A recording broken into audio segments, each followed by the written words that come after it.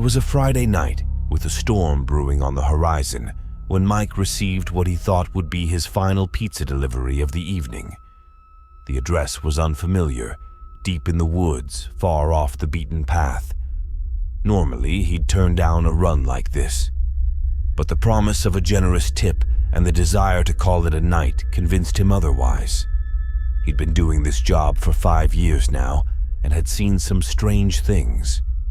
What was one more delivery? His GPS led him to a narrow, unpaved road that seemed to vanish into the dense forest. The deeper he drove, the more the trees crowded in on him, their twisted branches swaying ominously in the wind. The headlights barely cut through the darkness, illuminating only fragments of the rough, uneven path ahead. He glanced at the clock. 11:43 p.m.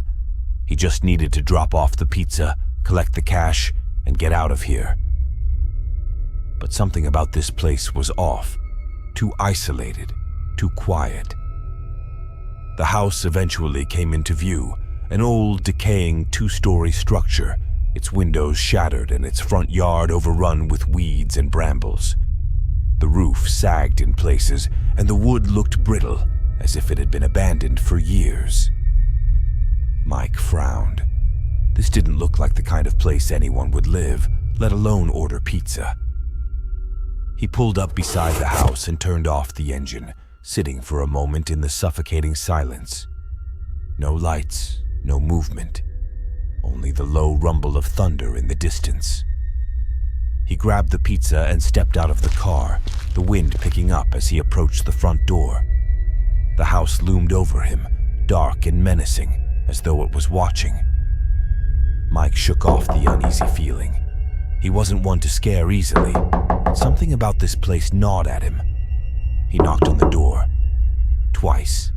The sound echoed hollowly through the house, but no one answered.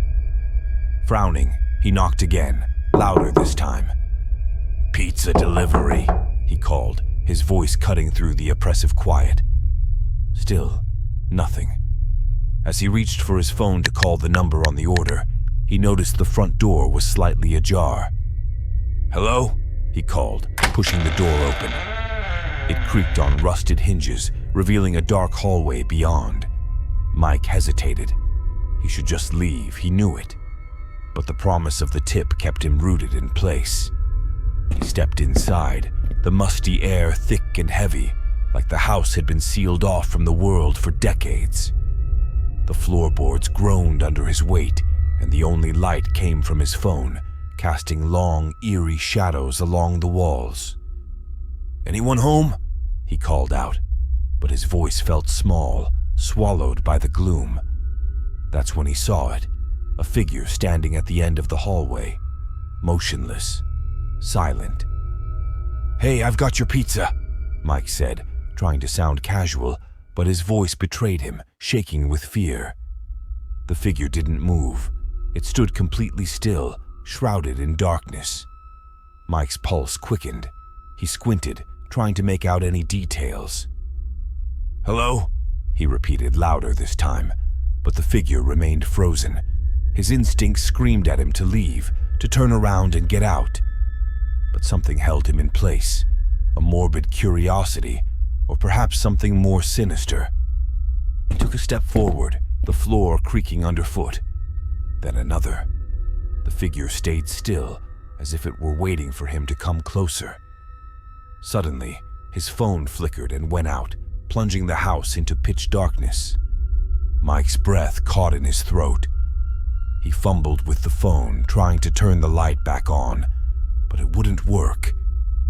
The silence pressed in on him, and when he finally got the light to flicker back to life, the figure was gone. Panic set in. His heart pounded in his chest as he turned, ready to flee, but something blocked his path, a dark shape standing just a few feet in front of him. Mike froze, the pizza box slipping from his hands and hitting the floor with a dull thud. The figure stepped closer. Its presence was suffocating, and a rancid, icy coldness filled the air. Mike could barely breathe. Then, from the darkness, a low, rasping voice emerged, whispering right next to his ear. "You shouldn't have come here." Mike bolted for the door, his legs burning as he sprinted back to the car. The wind howled, and the branches clawed at him as if the forest itself was trying to drag him back. He slammed the car door shut, his hands shaking as he fumbled with the keys. The engine roared to life, and he sped down the unpaved road, the house disappearing in the rearview mirror. But the sense of relief was fleeting. Up ahead, his headlights cut through the darkness, revealing something in the middle of the road. Mike's blood ran cold. Standing there directly in front of him was the same figure. Its outline was barely visible, but those cold, dead eyes glared back at him. Mike swerved, the car skidding violently as he fought to regain control. He screeched to a stop, his heart pounding in his chest. He glanced in the rearview mirror. The road was empty. Shaking, he floored the gas and didn't stop until he was miles away. He quit the job the next morning, but the memory of that figure, its icy whisper, haunted him for months. Every time he closed his eyes, he could hear it. "You shouldn't have come here." But worse was the feeling, an overwhelming sense that the figure wasn't done with him yet. That one day, somehow, it would find him again. What do you think Mike encountered in that house? Was it something paranormal or simply a figment of his imagination heightened by the eerie isolation? Have you ever been in a situation that left you questioning what was real? Share your experiences in the comments. I'd love to hear your thoughts. If this story sent chills down your spine, brace yourself. The next story, The Silent Customer, will uncover even more unsettling lurking horrors. Trust me, you won't want to miss what's coming next.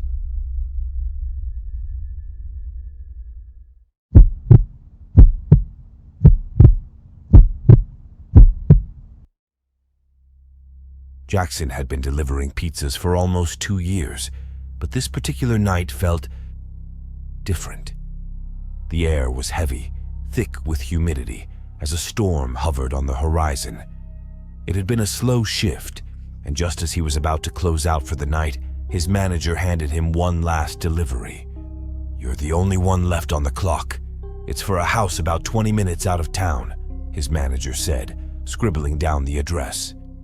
Jackson sighed, grabbed the order, and punched the address into his GPS. He didn't recognize the location, but it didn't matter. He just wanted to be done for the night. As he drove out of town, the streetlights grew sparse, and soon he was enveloped by the thick, looming trees on either side of the narrow road. The only sound was the hum of the engine, and even that seemed quieter, muted by the growing tension in the air. The GPS directed him down a gravel path that disappeared into the woods. The deeper he drove, the darker it became, as if the trees were closing in, trapping him in a tunnel of shadows. After what felt like an eternity, Jackson spotted a small, run-down house at the end of the path. It looked abandoned, windows dark, shutters hanging loosely, the front yard overrun with weeds. But a faint light flickered in one of the windows, barely visible through the grime-streaked glass. A shiver ran down Jackson's spine. He parked the car, the gravel crunching under his tires, and grabbed the pizza. Stepping out, the air felt unnaturally still. No wind, no insects, just silence, thick and suffocating. Jackson walked up to the house, each step heavier than the last, as if the very ground resisted his approach. He knocked on the door, the sound echoing hollowly. He waited. Nothing. He knocked again, louder this time. "Pizza delivery," he called, his voice breaking the eerie quiet. Still, no answer. He glanced down at his phone to double-check the address. It was correct.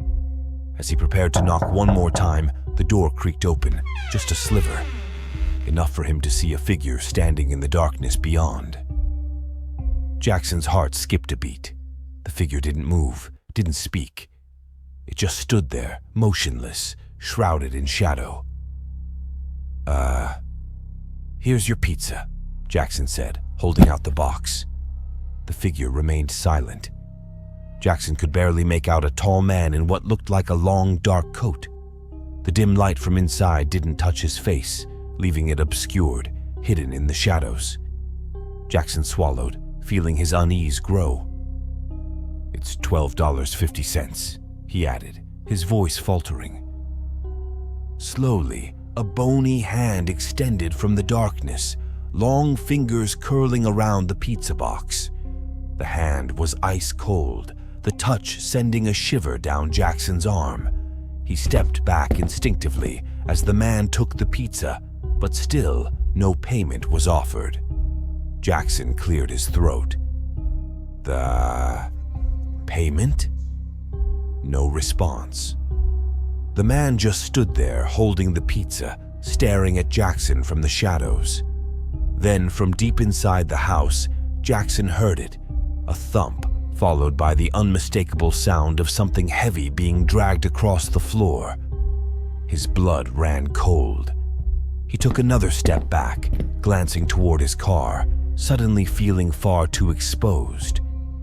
"What was that?" he asked, though he wasn't sure he wanted to know the answer. The man didn't move, didn't speak, but the dragging sound grew louder, closer. Jackson's breath quickened as a cold sweat broke out on his forehead.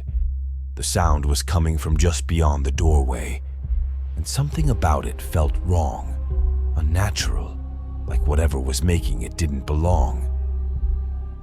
"I think I'll just go," Jackson stammered, backing away, but his eyes remained fixed on the shadowed figure. That's when he saw it, something moving in the darkness behind the man. At first it was just a blur, but as it crept closer, Jackson's stomach twisted in fear.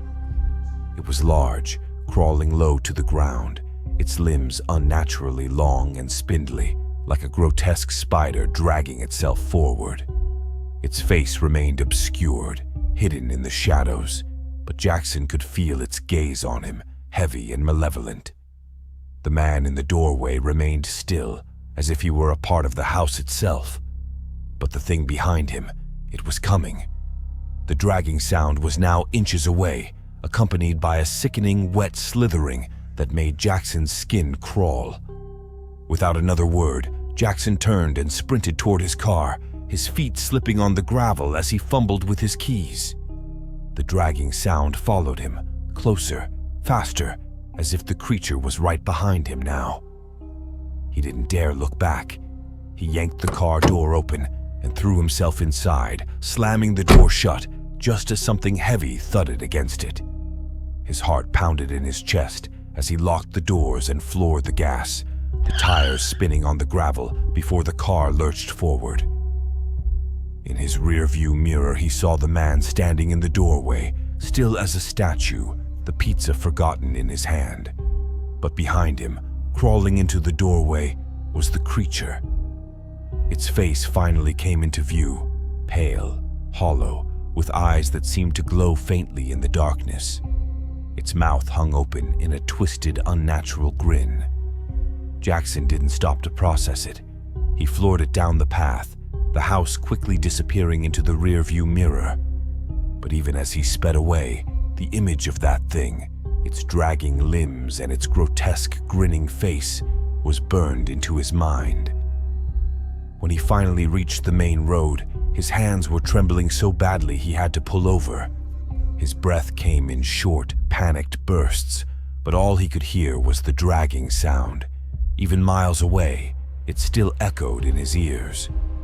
Jackson never went back to that house, and he never spoke of what he saw. But late at night, when the world was quiet, he would sometimes hear it again. That same dragging sound, somewhere in the distance, creeping closer. If you want to see more horror stories, check out my next video.